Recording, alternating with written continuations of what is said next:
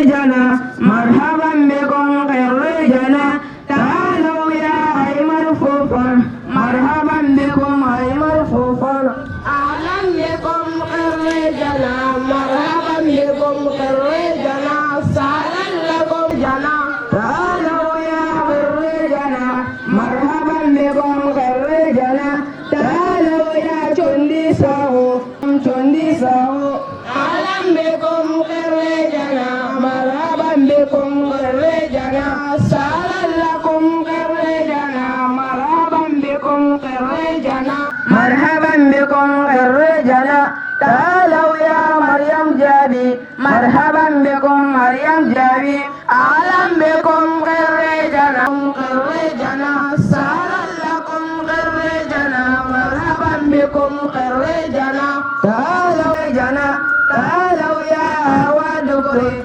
مرحبا بكم أوادكري أهلا مرحبا بكم خريجنا تعالوا يا مرحبا بكم خريجنا سهلا لكم خريجنا مرحبا بكم خريجنا خريجنا مرحبا بكم خريجنا تعالوا يا مريم ذكري مرحبا بكم مريم ذكري جنا مرحبا بكم خير جنا تعالوا يا أي مرفوفا مرحبا بكم أي مرفوفا أهلا بكم خير جنا مرحبا بكم خير جنا سهلا لكم جنا مرحبا بكم خير جنا تعالوا يا أي مرفوفا مرحبا بكم أي مرفوفا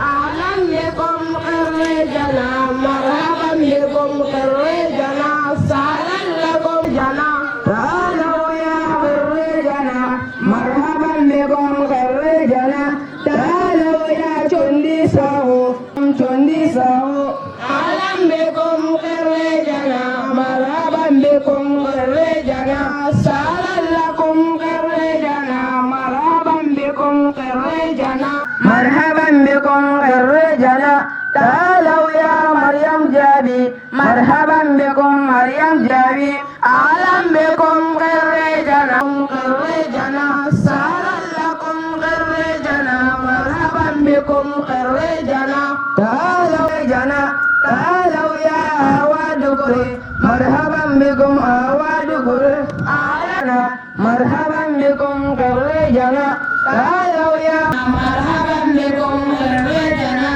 سهلا لكم خير جنا مرحبا بكم خير جنا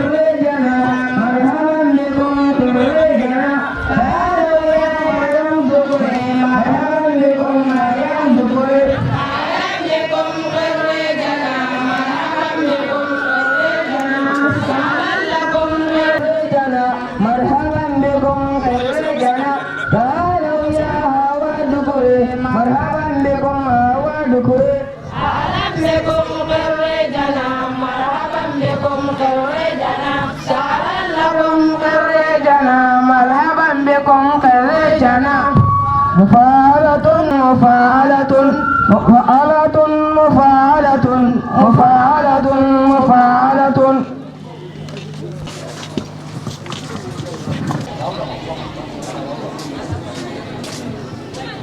Ablaye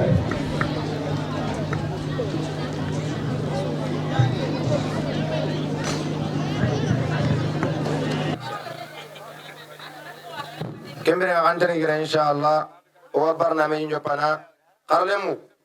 aya problème wadogi kankuro ma sere wadi gamunu golnyanga de gara wasigini goldera ngana ngollen topodo annan jigiran paga fa amana nya gara kinanga alladinna la ya'murukum an tu'addul amanati ila ahliha qaramana ngini dungono nga yani an gembe gara jigini place dundanga ko nyadi amma timmane so Allah antirni ala garakoda nam bismillahir rahmanir rahim alhamdulillahi rabbil alamin ala آلائه وهو أهل الحمد والنعم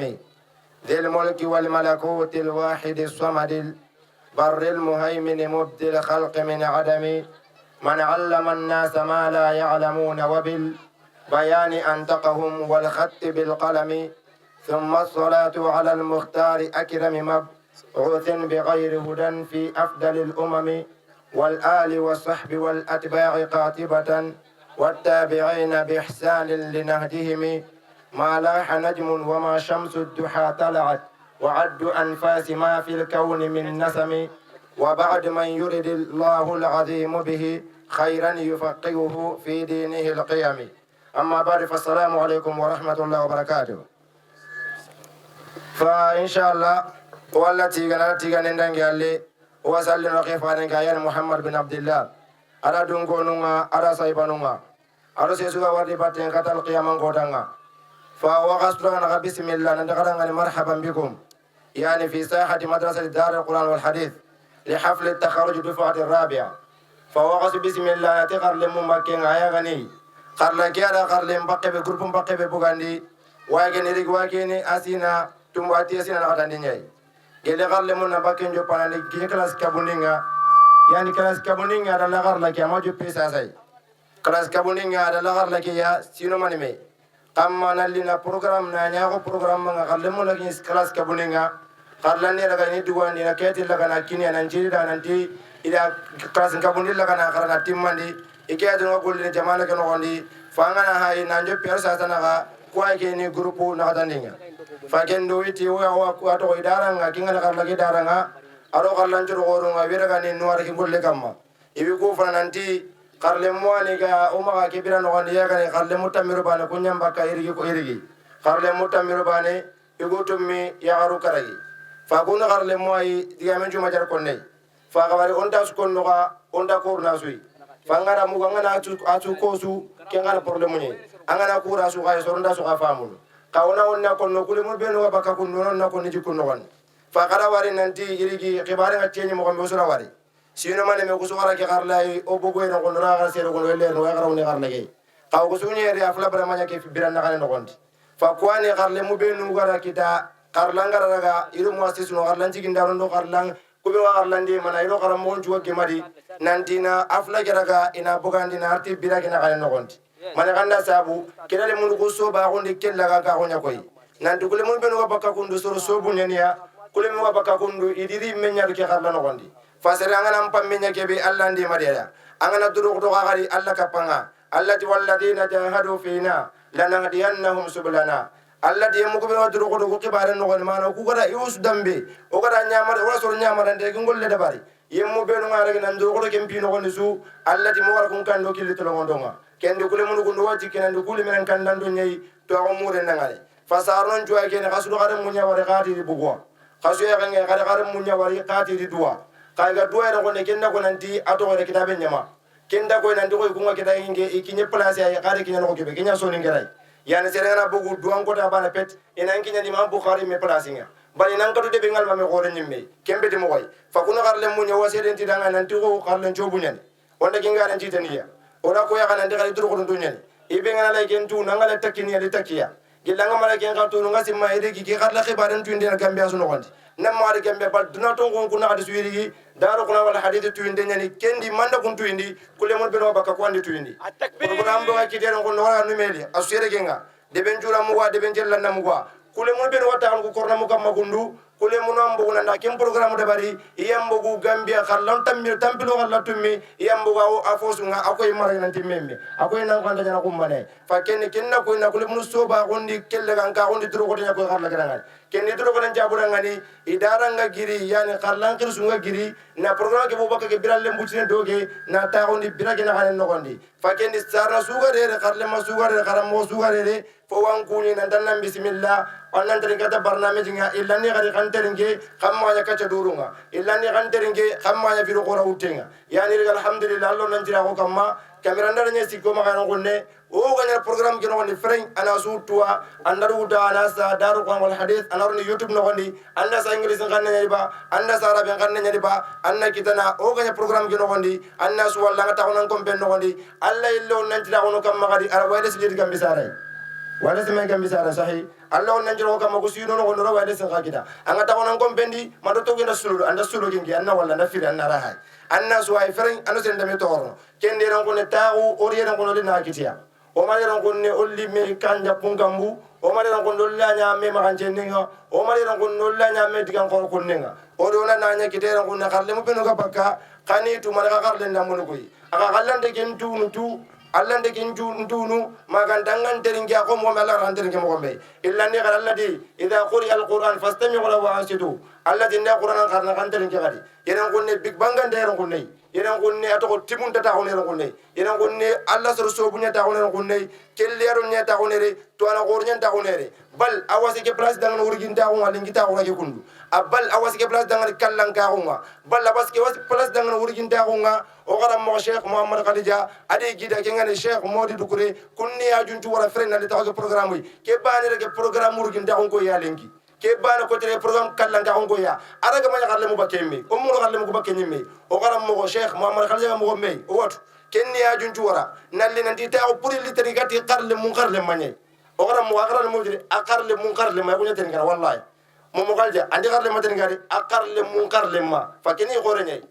cheikh mo makal jani ngara wona ngediga mana ngara ko ngara mundia kenna ken qarle mu qarle ma ko nyata ngalengi fa kenno garam mo ke bana wasa gara ngurugin taw ngalengi ke bana wasa gara ngari kallan ka ko o cheikh mohammed khal jangi ndo gore gida no ngondi ke be ngana mur nyi nya kan kam masel be ke tan ko tenyen anga tini len qarle ma tan ngaw bakka kinga kitini len qarle ma tan ngaw bakka kallin qarle man qarle ma tan ngaw fa keni ne man bo gore nyai fa ken inshallah walla nya gara bi asmaul husna wa sifatul ula alla kan naruno amizu te nogondi alla kan nanyara ngani nanti ko de alla kadi yoma la yanfa mal wala banun illa man ata allah bi qalbin salim qawana ndikato cheikh nga ikhlas ndinyani fa serebe ga manya ikhlas gumenga tamman me khalle manina maghrib bayatu ndabaka fa kenya ne khandara kitabe nogondi zarno di ta'lim al muta'allim li tariq al ta'allum awa konno nanti serebe ga namunde kharle munnya hoy anke garam mo nana nganne nanti kharle mu namunde kanya hoy karle ma karamo la kinga ni sonne men tinna mun xaw karle mu nya way kan ko tinge me cheikh indi yayen zarno jadi bay forcé an karle mu ko ko tonanga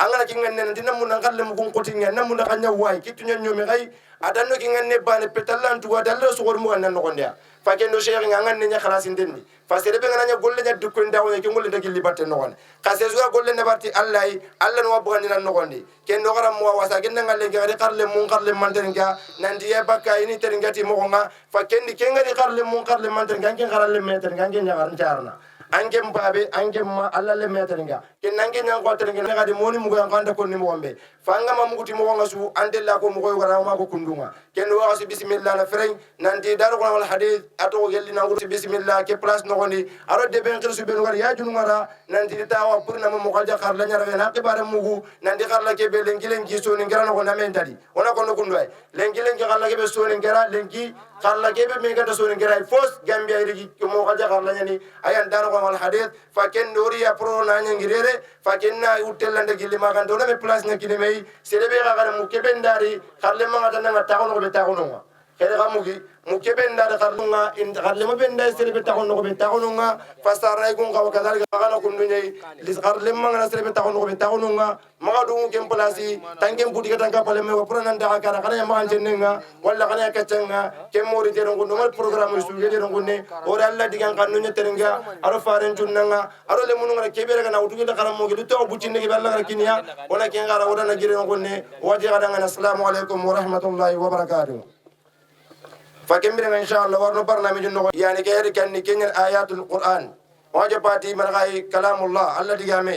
فيسدم من غو نغنا جبنا ما جبت القرآن تكيم بي وقال ديثني مغمبي فتوانا غندا ديث كلام بندي توانا غندا ديث كرانا منغا نندي أسا أندنيني نندو سا جبنا ما جبت بسم الله يسوع كنقول لك ديان كننغا الله آيانونغا kembere kharle mabe kan ken garu dangani ayani haymadu haji fofana anagele bakanu nyana wonni fofana kunnange nyani masha Allah kharle man kharle ndrugulun de kharle jobe kharle man ya kharamo jo kenginere kharamo ndake tenen gonne kiyay mar fofana kharamo la kenyari ama yang kan dawo kharamo ndangani ado gol nalle mo kharamo ndangani abara madangi kharamo killengi kenaro mo yang kandi kengay mar fofana yarni na Allah kitabel laga na garu dangani falyatafaddal mashkura. السلام عليكم ورحمة الله وبركاته.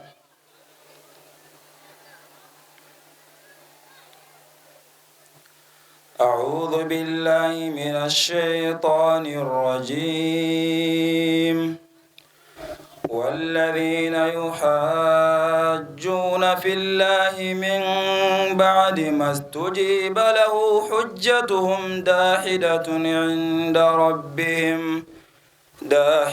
عند ربهم وعليهم غضب ولهم عذاب شديد. الله الذي أنزل الكتاب بالحق والميزان وما يدريك لعل الساعة قريب يستعجل بها الذين لا يؤمنون بها والذين آمنوا مشفقون منها ويعلمون أنها الحق. ألا إن الذين يمارون في الساعة لفي ضلال بعيد. الله لطيف بعباده يرزق من يشاء وهو القوي العزيز. من كان يريد حرث الآخرة نزل له في حرثه ومن كان يريد حرث الدنيا نؤته منها وما له في الآخرة من نصيب. أم لهم شركاء شرعوا لهم من الدين ما لم يأذن به الله ولولا كلمة الفصل لقضي بينهم وإن الظالمين لهم عذاب أليم. ترى الظالمين مشفقين مما كسبوا وهو واقع بهم والذين آمنوا وعملوا الصالحات في روضات الجنات لهم ما يشاءون عند ربهم ذلك هو الفضل الكبير. ذلك الذي يبشر الله عباده الذين آمنوا وعملوا الصالحات. قل لا أسألكم عليه أجرا إلا المودة في القربى ومن يقترف حسنة نزد له فيها حسنا إن الله غفور شكور. أم يقولون افترى على الله كذبا فإن يشاء الله يختم على قلبك ويمحو الله الباطل ويحق الحق بكلماته إنه عليم بذات الصدور. صدق الله العظيم. ibe ganda to anga manyanga to anna to dikani ay madu fofana falemina ni awakaran ngem munda sere sobe nyani para to ay bigari te garlage abaye magabo aduru ko don tenni karamo ngara kebe ka ko idanga nya waya ngem bugandeli fa kyana garle maunga fa inshallah fa ke qur'an garan ngem palle wala ka to barnamijinga ayani atoko igatin kebe tarhib nasolla kan bismillah yani garle mango magano ngasoro bismillah na ti arabin kannenga na bismillah ti diga men boso bunga kanan tan ke katta ke be ga ken karno ayani sambala baagor wage pake sambala baagor wage ke tu intendi ibe kana yangan dadu su alla kanyati kasere su kana ni gar sugar ni kunyi ni garla ganga telangari ni anna sambala baagor wage anna to mu ko garle mu lakkende ga kondo pake sambala kundu ke giri kam munyari na le garere pake sambala kundu atu intendi sambala kundu wala programme ke be to nemeli ana gelle so be ko siga kappe kunya no gonde kempalle serenin kola ma sero kundo age sambala kundo ga ko ninangal diran mo gira le sero doge program ga ko pjodo o gare serenya nen kol sero ko ne kadu nge nyimme nan dinanga ke sambala kundo dinnam ade ken sero age labu cinni ni na ga garnge munda ay man ni na garan citi nan ji sarra na di bay procédure le qur'an tanga ara ga ko ba ko ndayra ko ne base ara qur'an la gara tanga qur'an ga suwa en golla nanga masakai o ko galle barnamiji ke aya su galle na qur'an kan na rasul sambala wa jaban jabini akan nentire na qur'an cennendi bal oswatu way ko nangora su ngana ko mi misire ke aswatu nu kan lingi be ga karne fajirin tayamunga sawun tayamunga fa sambala wa ganni sallini tiya ke sambala ko ndu sire sobe nyani illa ne kal kali anga wurtu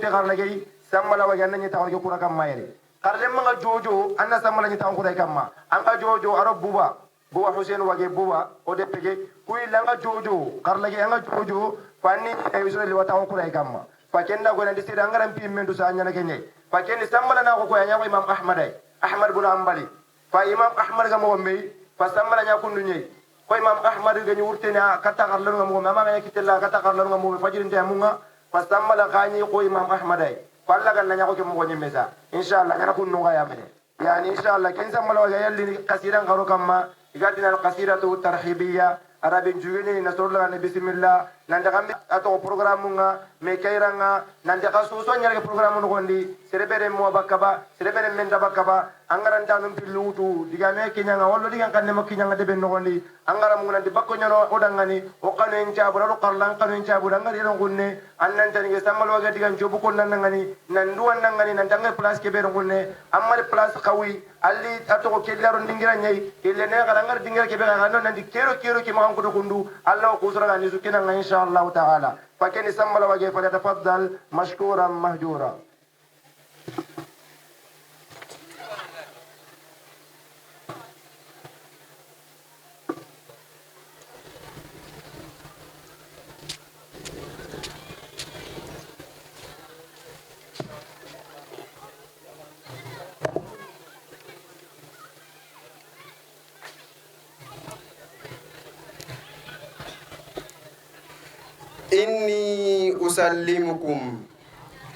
إني أسلمكم قوجا أنساما نرحبكم جميعا في ساحة المباركة. القصيدة بعنوان الترحيب بالضيوف.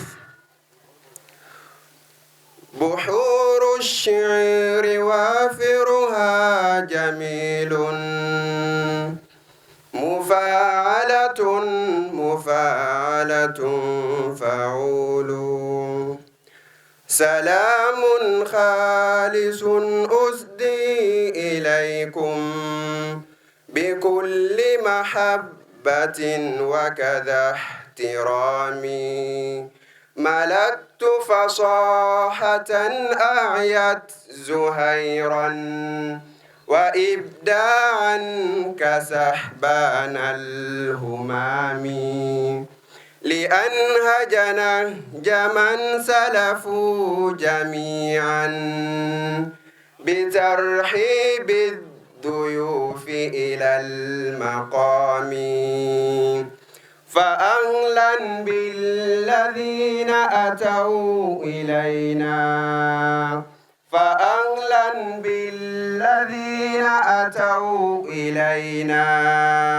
سواء كان في غنبي وشامي أرحب بالضيوف على عجال لأنهم خيار في الأنام أرحب بالضيوف على عجال لأنهم خيار في الأنام حضرتم مجلسا كي أن تفوزوا بمغفرة الإله مع السلام فهذه حفلة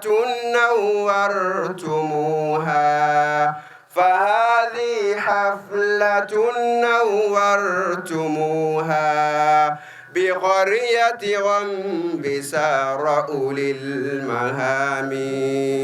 بكم طاب المكان ونال عزا وشعشعت المقاعد بالسهام بكم طاب المكان ونال عزا وشعشعت المقاعد بالسهام فصار اليوم أسمى من نجوم وأشرق من شموش في الظلام فقبل حضوركم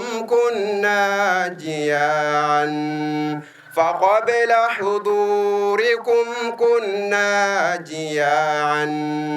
وصرنا الآن مأوى كل ظامي لقد شجعتمونا بعدما فرعنا في الوغى عند السهام سهام للعدا تدمي رؤوسا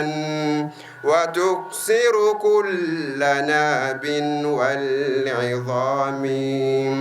كذا أيدي الغياثة قد مددتم على أكتافنا حتى الحمام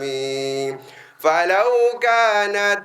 جدار الكون تسعى ليمت جوركم من دون سامي ومن يك غائبا في بيت علم جنى ثمرا سيفضي للسقام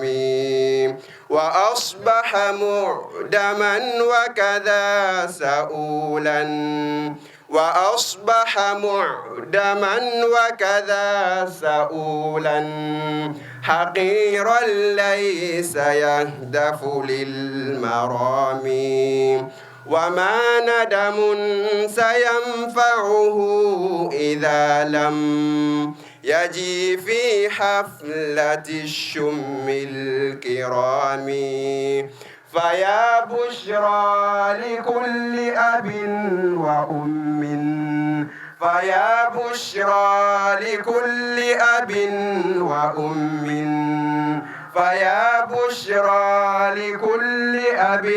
وأم بدون تقطع في كل عام وإنا في الختام نقول شكرا وإنا في الختام نقول شكرا بلا حصر على وجه التمام جزاكم ربنا جنات عدن ومحوى للذنوب على الدوام وتسليم الإله على رسول وأصحاب وآل والهمام وتابع أحمد في كل دهر ونجهم جميعا في القيام ببحر وافر قد صوت نظما قراء للضيوف إلى المقام ببحر وافر قد صوت نظما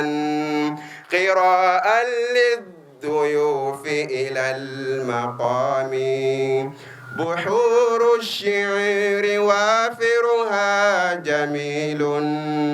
مفاعلة مفاعلة فعول بحور الشعر وافرها جميل مفاعلة مفاعلة فعول